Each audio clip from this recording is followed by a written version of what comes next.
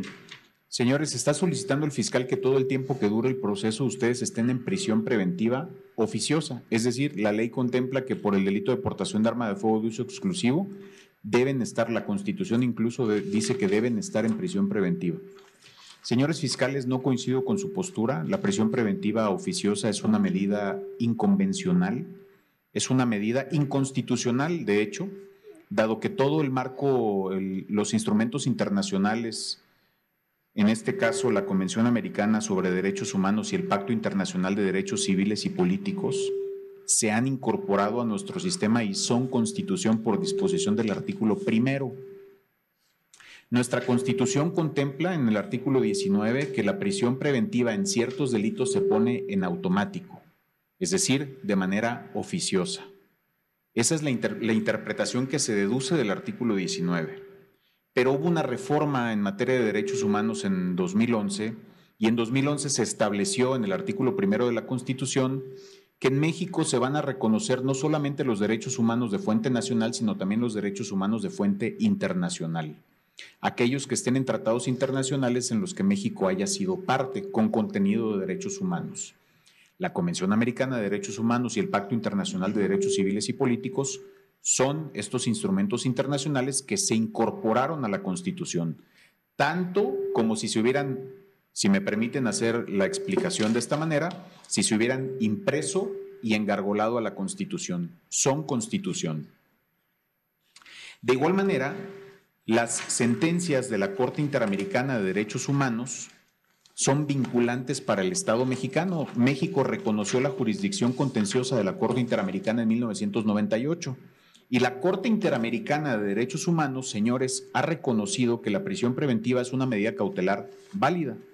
Sin embargo, ha dicho que es una medida cautelar, la prisión preventiva, no la oficiosa, que es válido otorgarla siempre y cuando sea proporcional, necesaria, excepcional. No puede estar determinada por el tipo de delito ni por la gravedad de la conducta y no puede ser utilizada como pena anticipada.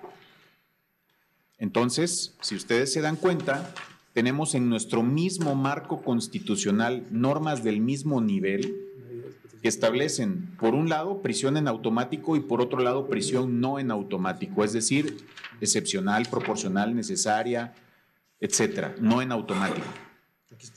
¿Qué sucede cuando tenemos normas del mismo nivel que conflictúan por regular de manera distinta un derecho humano, como en este caso? Tenemos por un lado el artículo 19 de la Constitución que establece prisión en automático, es decir, influye en la presunción de inocencia, específicamente en la posibilidad de seguir su proceso en libertad. Y del otro lado tenemos normas del mismo sistema de rango constitucional que son la Convención Americana sobre Derechos Humanos y el Pacto Internacional de Derechos Civiles y Políticos, así como las sentencias de la Corte Interamericana que dicen prisión no en automático.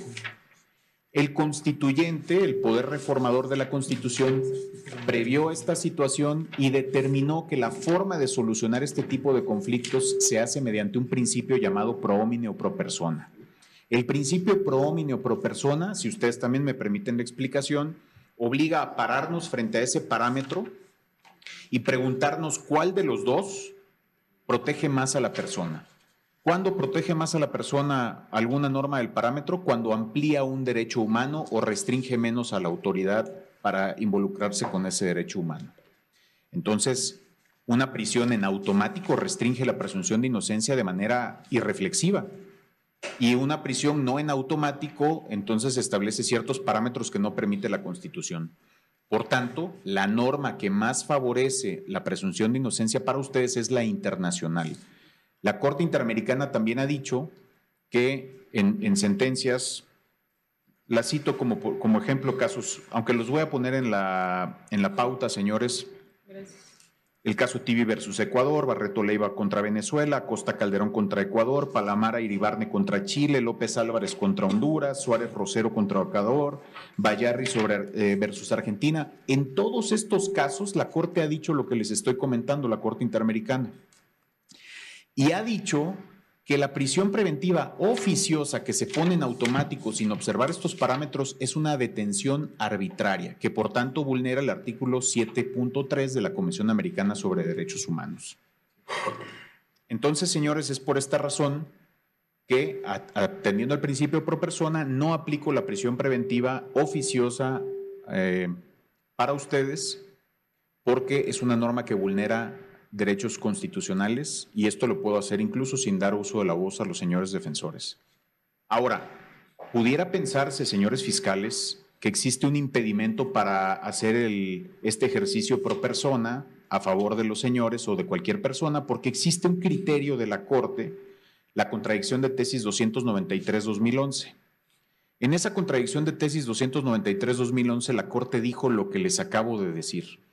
Que dijo la Corte lo que dice el artículo primero, que las normas de derechos humanos en México de fuente nacional e internacional están al mismo nivel y no se relacionan de manera jerárquica, no está una sobre la otra. Y también dijo que las sentencias de la Corte Interamericana todas son vinculantes para México. Hay un inconveniente. Se considera, me parece, de manera inadecuada y no acertada en México, que la 293 es un obstáculo para hacer esto porque se dice que la contradicción de tesis 293, en función de lo que una de las tesis, la primera de las tesis que emanó de esta jurisprudencia, dice que los derechos humanos no se relacionan jerárquicamente entre sí, pero que cuando haya una restricción en la Constitución se debe estar a la restricción. Sin embargo, señores, no es eso lo que dice la contradicción de tesis 293-2011. Eso dice el rubro de una de las tesis que emanó de esa contradicción. El texto de la contradicción de tesis, de la tesis, y la página 37 de la ejecutoria, es decir, la propia sentencia que le da sustento, establece que no se relacionan de manera jerárquica entre sí. Pero cuando haya una restricción, no en la Constitución y no toda, sino en términos de la parte final del párrafo primero del artículo 1 de la Constitución, así lo dice expresamente la ejecutoria y el cuerpo de la tesis, no su rubro, se debe estar a esa restricción. ¿Qué dice el artículo 1, la parte final?